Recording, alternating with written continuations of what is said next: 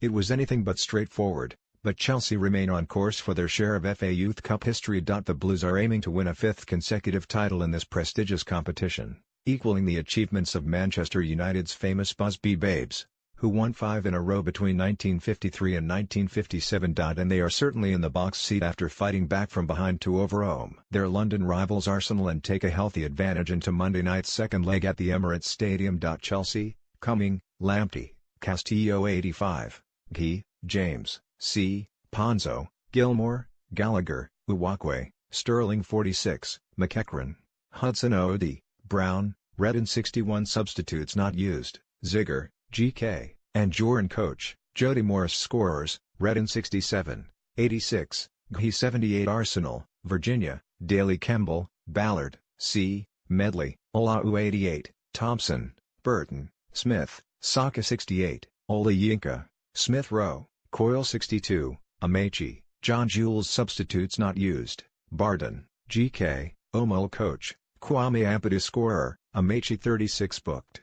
Burton. Many of Chelsea's recent final triumphs in the Youth Cup have seen them bulldoze Manchester City. But Arsenal gave notice they would be no pushovers when Xavier Amaechi handed them a first-half lead. But even that came firmly against the run of play and, in the end, Chelsea's incessant pressure told after the break. 2 goals from Daishawn Redan and another from Mark Guy saw them storm ahead and history surely beckons now. The 2-goal margin of victory was merited given that Chelsea controlled long periods of the match, looked the more lively in attack and created the best openings. They will go to the Emirates brimming with confidence and should complete the job. Chelsea started with the vigor of a team eager to make Youth Cup history, making all of the early running and carving out chances pretty much from their get-go. For the half-dozen players starting and 3 more on the bench involved in their 3-0 UEFA Youth League defeat to Barcelona on Monday, there was a clear desire to atone. A delicious George McEachran cross from the right was almost turned home at the back post by Callum Hudson-Odoi, denied by a combination of defender and goalkeeper. A glorious chance followed for Charlie Brown, occupying the center-forward position here with Hudson-Odoi wide on the left. Reece James pinged a searching ball from the back and McEachran knocked it across to Brown right in front of goal. With only the keeper to beat,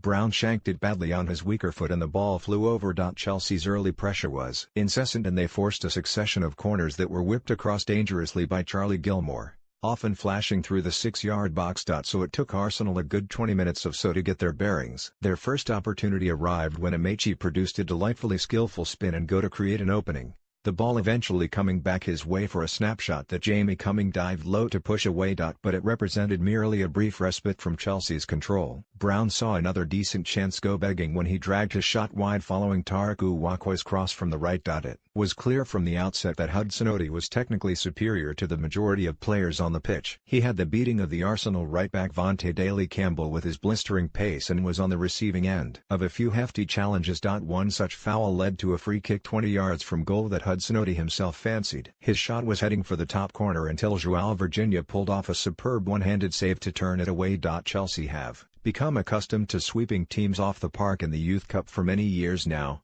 so Arsenal's resistance was alien to them. And matters got worse 9 minutes before halftime when the visitors stole the lead. If Hudson-Odoi was the standout, another England Under-17 World Cup winner in Emile Smith-Rowe wasn't far behind. His touch, vision and passing was excellent and it was from one such defense-splitting through ball that Amaechi was left to scamper through. Amaechi was confronted by the onrushing Cumming, but didn't panic and dinked his shot over and in at the far post despite the efforts of James to hack it off the line. It was the first time Chelsea have conceded on this season's Youth Cup adventure. They had scored 26 before this match, and so there would have been some unfamiliar emotions at halftime. Chelsea searched for an extra gear after the break, with substitute Dujon Sterling seeing a deflected shot flash wide from the edge of the box. Redan, one of those involved heavily in the Youth League games, was introduced just after the hour.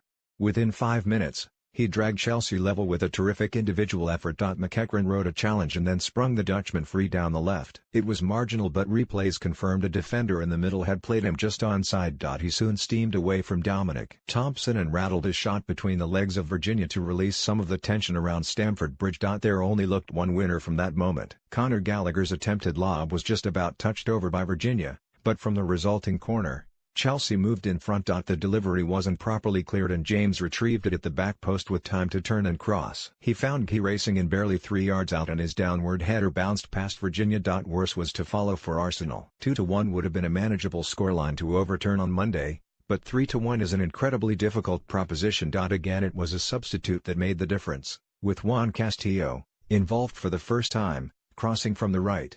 When Zech Medley miskicked his clearance, the ball bounced kindly for Redan to slam home. 4 would have been harsh on Arsenal, but Redan did fire over in stoppage time, before Castillo stung the palms of Virginia.